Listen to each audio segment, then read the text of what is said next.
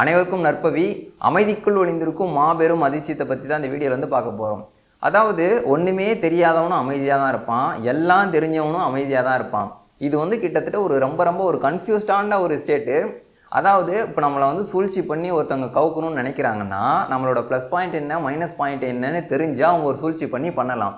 இங்கே நம்மளே அவ்வளோ அமைதியாக இருக்கும் பொழுது நம்மளை பற்றி அவங்களுக்கு சுத்தமாக தெரியாது. இந்த இடத்துல வந்து அமைதின்றது தான் சூழ்ச்சி. அதாவது நம்ம உள்ள என்ன நினைக்கிறோன்றது யாருக்குமே தெரியாது. இது எப்படின்னா, நீ வந்து என்னை பார்த்து ஜட்ஜியாக பண்ண முடியாது, நான் என்ன காட்டுறனோ அதை மட்டும்தான் நீ வந்து பார்க்க முடியும். இது அமைதின்றது இருக்கிறதுலே உச்சக்கட்டமான சூட்சமே அமைதி தான். நம்ம அமைதியாக இருக்கிற வரைக்கும் எல்லாமே ப்ளஸ் பாயிண்ட் தான். இப்போது அது எப்படி சொல்கிறதுனா, மூடர்கள் மத்தியில் மூடனை போல் இருப்பது அறிவு. அதாவது இது ஒரு பைத்தியக்கார ஆஸ்பத்திரிக்கு வந்து போகிறீங்க. அந்த பைத்தியக்கார ஆஸ்பத்திரியில் போயிட்டு ஒரு பைத்தியத்தை கூப்பிட்டு நீ பைத்தியம் தானேன்னு அந்த பைத்தியத்திட்ட சொன்னீங்கன்னா நம்மளை திருப்பி சொல்லுவான், நீ தான் என் பைத்தியம், நான் பைத்தியம் இல்லைன்ற மாதிரி.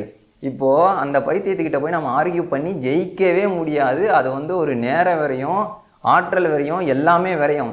அந்த இடத்துல வந்து ஆமாங்க நானும் பைத்தியம் தாங்கன்ற மாதிரி சொல்லிட்டு வர்றது மட்டும்தான் அந்த இடத்துல வந்து அந்த இடம் பொருள் ஏவலுக்கு ஏற்ற மாதிரி அது மட்டும்தான் வந்து பார்த்திங்கன்னா ஃபேராக இருக்கும்.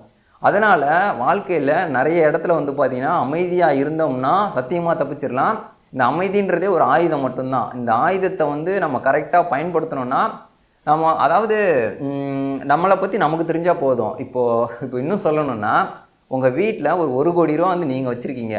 அந்த 1 கோடி ரூபா வச்சுருக்கேன்னு உங்களுக்கு தெரிஞ்சால் போதும். ரோட்டில் நீங்கள் போகும்பொழுது உங்கள் அக்கம் பக்கம் அப்படி இப்படி என்னென்னமோ சொல்லுவானுங்க, உங்களை பிச்சைக்காரன்னு சொல்லுவானுங்க, இவங்கிட்ட ஒன்றும் இல்லைன்னு சொல்லுவானுங்க, சொல்லிட்டு போட்டுமே. ஆனால் உங்களுக்கு தெரியும்ல, உங்கள் வீட்டில் அந்த 1 கோடி ரூபா வச்சு நீங்கள் அந்த பணத்தை வந்து பார்த்துக்கிட்டு எண்ணிக்கிட்டு இருக்கீங்கன்னு உங்களுக்கு தெரிஞ்சால் போதும். அவ்வளோதான்.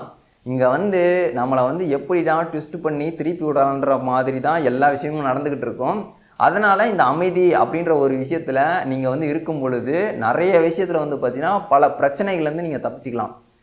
இன்னும் ஒரு ஆன்மீக ரீதியாக இதை வந்து நம்ம எப்படி சொல்லணும்னா, இது வந்து இது வரைக்கும் சொன்னது நம்ம நார்மலாக ஒரு லைஃப்பில் இருக்கிறோம், ஒரு இடத்துக்கு போகிறோம், அந்த இடத்துல இந்த அமைதின்ற ஒரு விஷயத்தை வந்து நம்ம எப்படி கையாளலான்றதான் இவ்வளோ நேரம் பேசணும். இன்னும் அக அமைதி அப்படின்னு இருக்குது. அதாவது நம்ம புறத்தில் வந்து அமைதியாக இருக்கும், அதாவது வெளியில் வந்து நடக்கிறது எல்லாத்தையும் நம்ம வாட்ச் பண்ணுறோம், உள்ளே என்ன நடக்குது அதையும் வந்து பார்த்திங்கன்னா வாட்ச் பண்ணுறோம். ஒரு பார்வையாளர்னு வச்சுக்கோங்களேன், கிட்டத்தட்ட ஒரு ஆடியன்ஸ் மாதிரி. எப்படி ஆடியன்ஸ்லாம் வந்து ஒரு கிரிக்கெட் மேட்ச் வந்து பார்த்துக்கிட்டு இருக்காங்களோ, அவன் சரியா ஆடலைப்பா, இவன் இன்னும் நல்லா ஆடினா பரவாயில்ல, அந்த மாதிரி உங்களுக்குள்ளே நீங்கள் இருந்துக்கிட்டு எந்த ரியாக்ஷனுமே பண்ணலை. வெளியே இருந்து யார் பேசினாலும் சரி, உள்ளே எந்த மாதிரி கண்டமேனிக்கு எண்ணங்கள் எந்திரிச்சாலும் சரி, நீங்கள் அதை வந்து வாட்ச் பண்ணி அந்த பார்வையாளராக மட்டும் இருக்கீங்க. இப்படியே இருந்துட்டு இன்னும் ஒரு உச்சகட்டமாக சிவவாக்கியர் சித்தர் என்ன சொல்கிறாருன்னா, பேசுவானும் ஈசனே பிரம்மஞானமும்முள்ளே ஆசையான ஐவரும் அலைகள் செய்கிறார், ஆசையான ஐவரை அடக்கி ஓர் எழுத்திலே பேசிடாதிருப்பீரேல் ஈசன் வந்து பேசுமே. அதாவது அந்த இடத்துல நாதன்னு சொல்லியிருப்பாரு, விஸ்வநாதன்னு சொல்லுவாங்க. நாதம்னாலும் ஈசன்னாலும் ஒன்று தான். ஏன்னா ஆரம்பத்திலே பேசுவானும் ஈசனேன்னு ஆரம்பிப்பார். அந்த நாதன் வந்து உனக்குள்ளே வந்து பேசுவோம், அதாவது உள்ளுக்குள்ளே வந்து அந்த இறைவன்ற ஆகியவர் வந்து பேசுவார், அந்த மாதிரி வந்து போட்டு முடிச்சிருப்பார். இப்போது ஒரு ரூமுக்குள்ளே இருக்கீங்க. அந்த ரூமுக்குள்ளே வந்து நல்லா ஒரு ஹோம் தியேட்டர் வந்து செட் பண்ணிட்டீங்க. ஹோம் தியேட்டர் செட் பண்ணிவிட்டு நல்லா ஹெவியாக சவுண்டு வந்து ஓடிக்கிட்டு இருக்கு. அந்த நேரத்தில் நீங்கள் யார் கூடயாச்சும் ஃபோனில் பேசுனீங்கன்னா அவங்க ஆப்போசிட்டில் யார் என்ன பேசுகிறாங்க உங்களுக்கு கேட்குமான்னு கேட்டிங்கன்னா சத்தியமாக கேட்காது. ஃபோன் அடிச்சதே தெரியாது உங்களுக்கு. ஏன்னா அவ்வளோ சவுண்டு வந்து இங்கே ஹோம் தியேட்டரில் வந்து ஓடிக்கிட்டு இருக்கு. அவ்வளோ சத்தத்துக்கு மத்தியில் அந்த ஃபோனை வந்து நீங்கள் எடுக்கணும், எடுத்து பேசணும், ஆப்போசிட் ஆள் என்ன பேசுகிறாங்கன்றது உங்களுக்கு வந்து கேட்கணும். ஸோ இவ்வளோ வேலைகள் வந்து இருக்குது. அப்போது இந்த இடத்துல வந்து 4 ஸ்பீக்கர் ஹோம் தியேட்டர் ஆஃப் பண்ணிட்டோன்னா யார் ஃபோன் அடித்தாலும் தெரியும், நம்ம எல்லார்கிட்டையும் ஈஸியாகவும் கம்யூனிகேட்டும் பண்ணலாம்.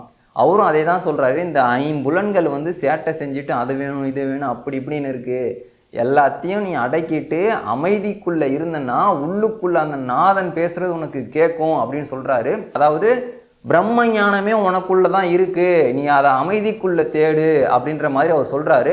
அமைதிக்குள்ளே போக போக மட்டும்தான் நமக்கு அனைத்துமே தெளிவாக வந்து பார்த்திங்கன்னா தெரியும். அமைதிக்குள்ளே இருந்து அது என்ன மாதிரி வேலை பண்ணுதுன்ட்டு நீங்கள் பயிற்சி பண்ணி நீங்கள் உணருங்க. எல்லாமே சொல்லுவாங்க, இருந்தாலும் அந்த சுய அனுபவன்றது மட்டும்தான் கடைசியில் வந்து பார்த்திங்கன்னா நமக்கு ஒரு முழுமையான நம்பிக்கை கொடுக்கும்.